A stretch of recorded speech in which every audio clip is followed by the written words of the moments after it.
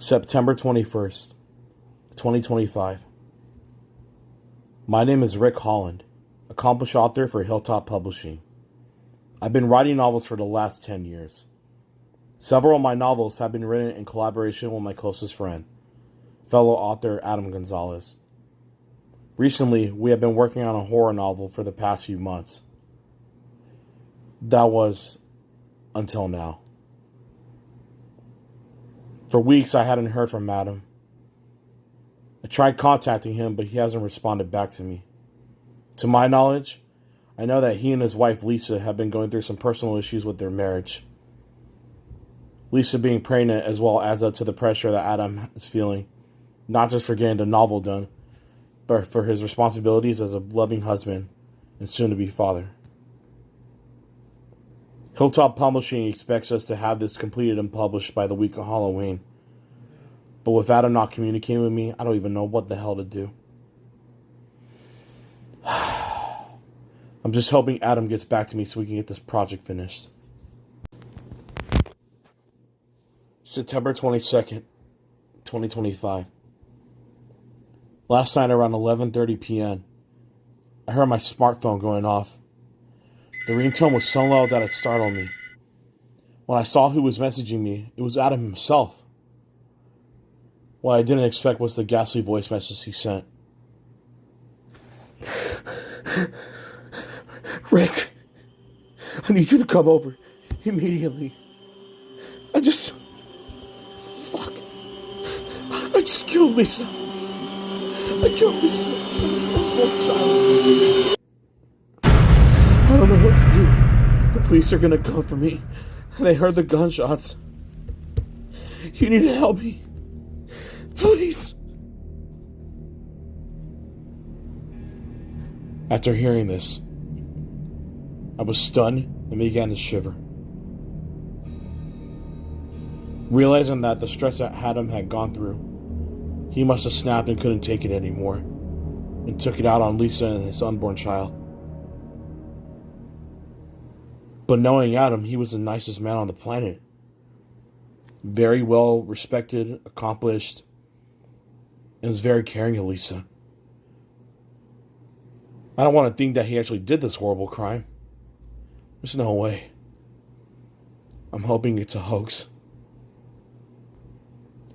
After putting away the phone, I turned on my bedroom TV. And to my shock and disappointment, it revealed the bone-chilling news of Adam's murder against Lisa and his unborn child. September 23rd, 2025. I don't even know where to begin. Since yesterday and up until today, I decided not to show up at Adam's place, as he requested. I was too exhausted, too busy, and frightened on what I had seen on the news. The bloody, censored images of inside his house, and even revealing the murder spot, the bathroom where Lisa had been decapitated, and her body had been submerged in the bathtub water. Even worse, they even found the fetus of the unborn child in the sink. Jesus Christ, Adam, what the hell were you thinking? Why would you do this to them? But then it all made sense when more news came up about 3 affairs that he had been having right behind Lisa's back. One of the women was named Maria, a Hispanic single mother of 2, who had been seeing Adam the most recently. Maria had been abused by Adam, and in one case, she had been physically beaten, almost sent to a hospital. She somehow got in contact with Lisa and revealed the affair to her. And in turn, Lisa had confronted Adam about it. That might have been the straw that broke the camel's back. Shit. I guess it was a good thing I didn't show up when he asked me to. I could have been next. By noon, the police had called me to talk about Adam. I told him that I hadn't spoken to him in a long time, and I also told him about the voice messages he had sent me, the one where he pleaded for help. The police asked me to send it via email, which I did, and after 15 minutes of questions, I decided to go on about my day after that. I was sitting in my own study thinking about the novel which we were working on a document that was shared. We didn't even come up with a title for it, except Hills. But we wanted to put a word before it, but I don't even know what word now. With all this going on, I can't even concentrate anymore.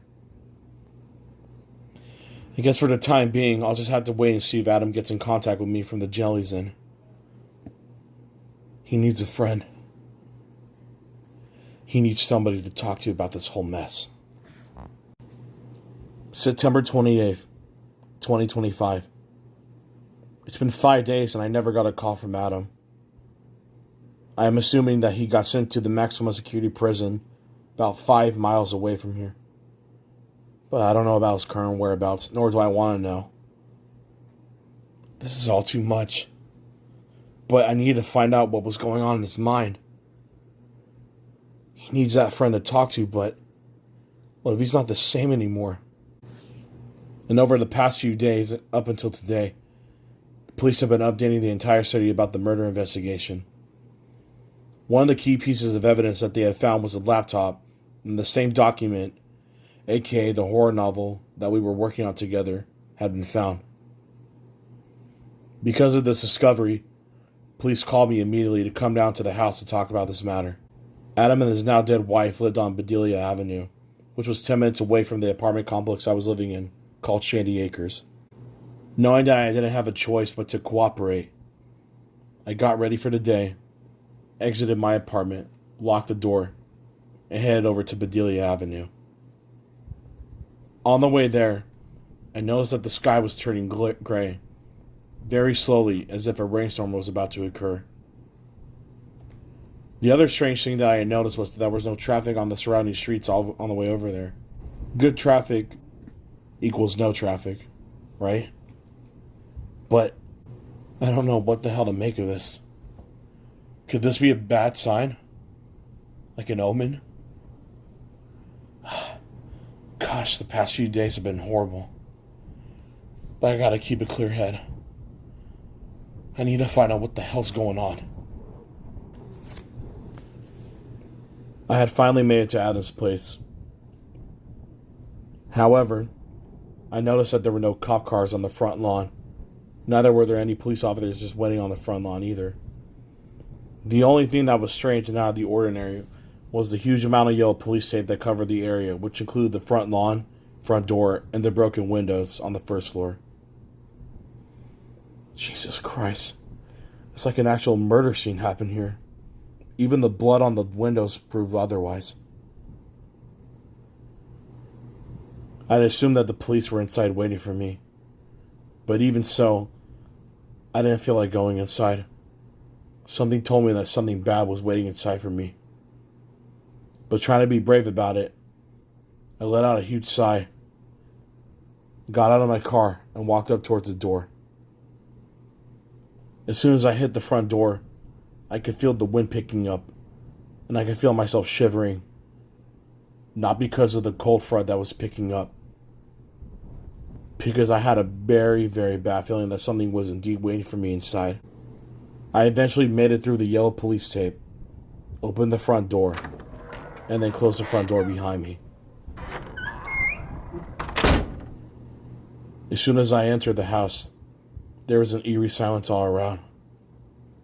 Looking to my right, I saw broken glass and remains of a wall. I couldn't believe it. I got the very, very grisly picture in my mind that Lisa had been tossed around like a rag doll into the walls and then through the windows. There was a blood trail leading to the bathroom. As I walked towards the bathroom, I looked into the sink where the fetus of the unborn child was, but there was no fetus. Looking to the right, there was no sign of Lisa's decapitated body. However, the bloody tub water was still in there. Quickly exiting the bathroom, I started to hear a loud banging coming from the second floor. Who the hell was here with me? Could it be the police? I called out hello, but no one answered. Once I made it to the second floor, I had seen that there was a door that was partially open. There was also a glimmer of light coming from inside. As I slowly walked up towards the room and opened the door, I saw that there was a bookshelf lined up with a bunch of books and a brown desk that had a laptop on it. I had realized that this was Adam's study because when I saw the screen, which was broken and had a bit of blood on it, there was the word Hills on it. Walking up towards the laptop, I realized that on the day that Lisa and her unborn child were murdered, Adam was working on the novel. And then, of course, afterwards, he committed his grisly murders. The rest of the text on the broken screen was illegible. So after finishing my investigation of the study, I heard a loud banging from behind me. Startled, I had turned around and slowly walked up towards the door. The closer I got to the door, the banging had finally stopped. Looking through the peephole of the study door, I saw a dark shadow, and it looked like the figure of a woman. I was scared. I didn't even know if I should have opened the door. And then suddenly, the banging started happening again. I called out, "Who's there?" But no answer. Without taking any chances, I quickly opened the door. And on the other side, there was nobody standing there. What the hell's going on, I thought. And that was until...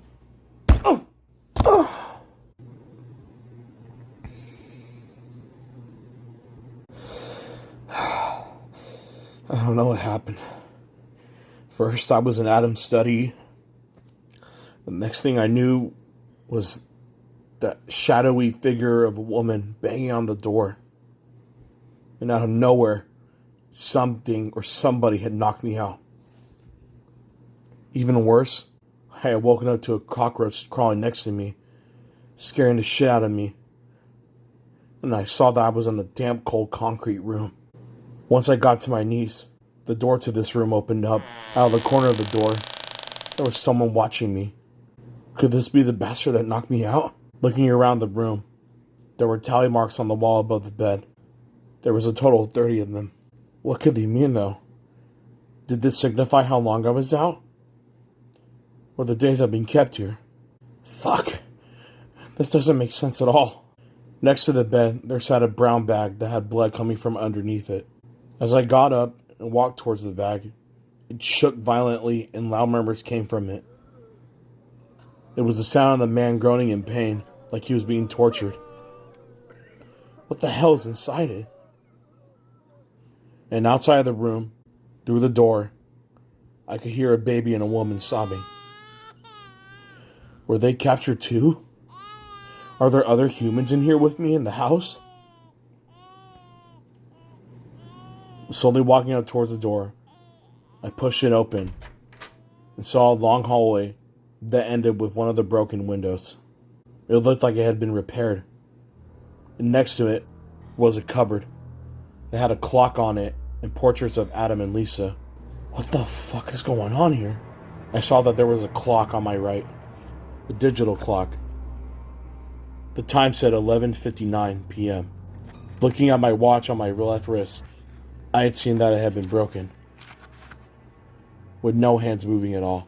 I turned towards the right, and I saw that there was the front door. Slowly walking up towards the front door, I tried to open it, but it wouldn't open. I even tried messing with the lock, but I don't know what the hell's going on. This is not right. I decided to go to the door on the left of the front door, which led to the garage. But I opened the door, and it led me to the same hallway. Once I turned around to try and go back the other way, I couldn't. What the hell's going on? Am I in a time loop or something? This doesn't make sense. And the next thing I knew, I heard a woman sobbing and banging coming from the bathroom. I thought to myself, you gotta be shitting me. And then the real horror set in. Somehow, somebody or something sent me back in time to where the murder happened.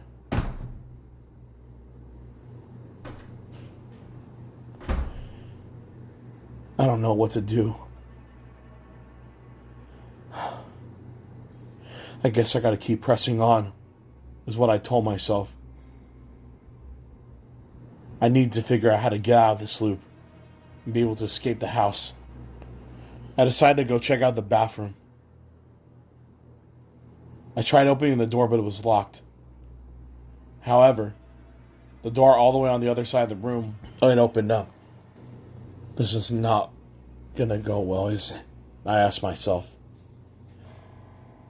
Pressing on, I had opened the door that led to the hallway in the same continuous loop.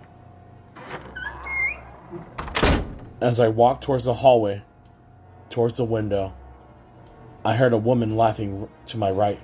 As I looked to the right, I saw a tall woman with dark black hair, one eye missing, one eye almost bulged out, and gray. Her skin all pale with vomit around her mouth, and a wound below her lower stomach, with blood all over her white nightgown. She was missing one red heel. Scared out of my mind, I didn't know whether to respond to this woman or to run away and hide. But then again, where the hell can I hide? Trying to be brave, I called out to the woman. Ma'am, you shouldn't be here. It's not safe here. The woman tilted her head, possibly confused, but she didn't budge. I then called out to her. I said, "Hey, are you listening?" Growing impatient, I slowly walked towards her part of the hallway, and then the lights turned off. And all I could hear was her laughter.